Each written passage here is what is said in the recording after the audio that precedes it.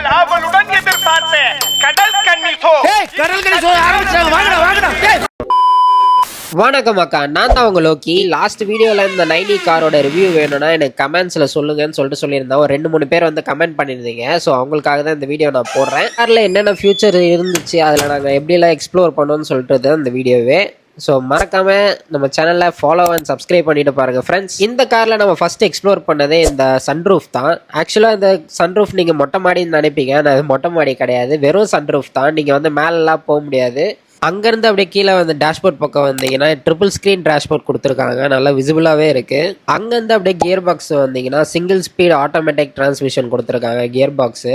இதோட பர்ஃபார்மன்ஸ் நல்லாவே இருக்கும். சரி, பின்னாடி போய் உக்காந்து லிவர் எத்துனா லிவரை காணோம். அப்புறம் பார்த்தா மேலே இருக்கு.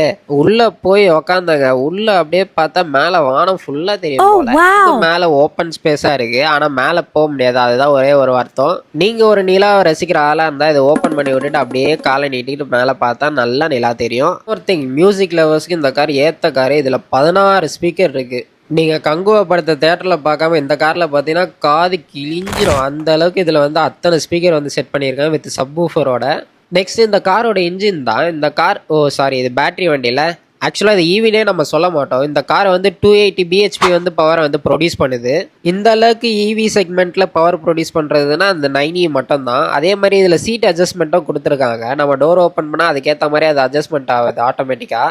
நெக்ஸ்ட் இதோட பேட்டரி கன்சப்ஷன் பற்றி பார்க்கலாம். நீங்கள் ஒன்ஸ் நீங்கள் சார்ஜ் போட்டிங்கன்னா 550 கிலோமீட்டர்லேருந்து 650 கிலோமீட்டர் வரைக்கும் நீங்கள் இதில் ட்ராவல் பண்ண முடியும்.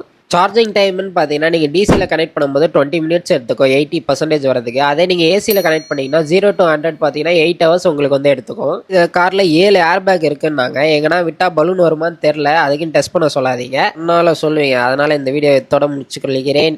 நெக்ஸ்ட் எந்த கார் அன்பாக்ஸ் பண்ணலான்னு கமெண்ட்ஸில் சொல்லுங்கள். வரட்டா, பை.